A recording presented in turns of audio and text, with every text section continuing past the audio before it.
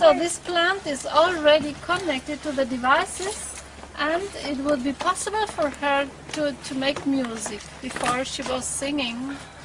Now she stopped anyway, I don't know. Maybe she's a little shy now that she's seeing all these people. Try to go to ask her Go ahead, if she would like to sing talk sweetly. again for Talk us. sweetly to her. Yeah.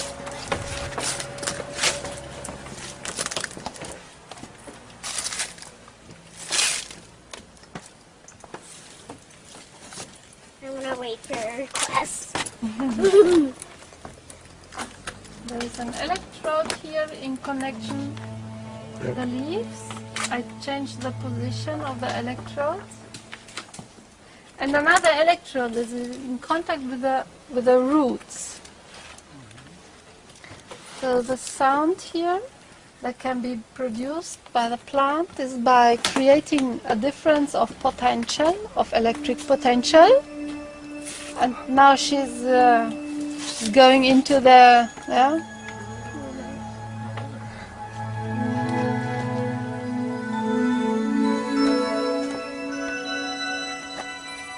She's creating the signal that is making the music now.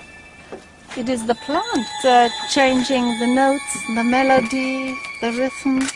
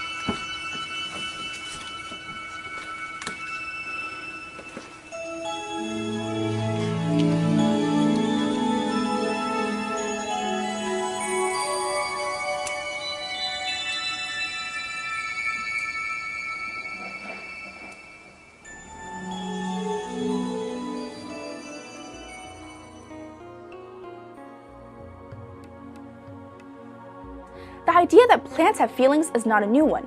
Back in the 1900s, Indian scientist Sir Jagadish Chandra Bose found that plants grew more quickly when pleasant music was played and more slowly when it was surrounded by loud and harsh noises.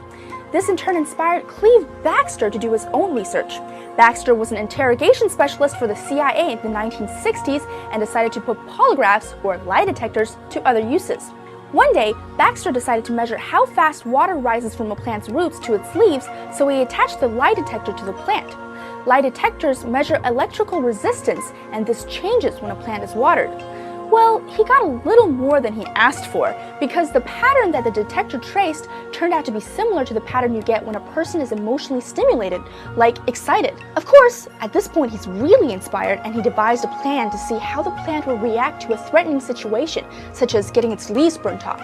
So as soon as he thought of lighting the match, the needle started making rapid movements, similar to the pattern produced by an agitated human subject. So basically, the plant read his mind, or sensed his intentions. Thankfully, at this point, Baxter decided that he couldn't agitate the plant any further and didn't actually burn its leaves.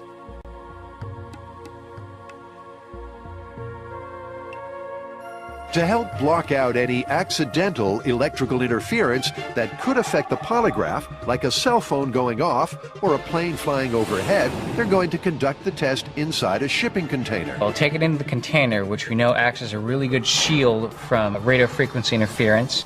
The camera crew, everybody else, will be outside, so all that camera equipment's going to be out there recording us remotely. Grant and Tori clear their minds. Let's go to our happy place. And become one with nature. There's definitely a little deflection there. A little slap on the leaf caused the needle on the polygraph to move. Could it mean the plant is feeling fear and pain? Plant's kind of twitching. Because he knows what's coming. To up the ouch factor, Tori pulls out the heavy artillery. Whoa, huge spike. The needle moved way more when the strength of the attack was increased. Each time we hit the plant with the fire extinguisher, the needle pinned. The boys are baffled, but move on to test if plants can read minds. This time, Tori's not going to touch the plant at all. He's just going to imagine hurting it. Think about something specific to this plant, and I want you to really, you have to really intend to do it. Like, I am going to do this. I'm going to kick your butt. Ready? At a good baseline, I gave it a mental picture, picturing it burning on fire. The needle jumps. Are you serious? Stop. No way. Tori had a thought, and the plant reacted. What the heck was that? I don't know. Okay, you're not touching the plant, is that correct? No, I'm not touching anything. All I'm doing is I'm staring it down and imagining it in flames.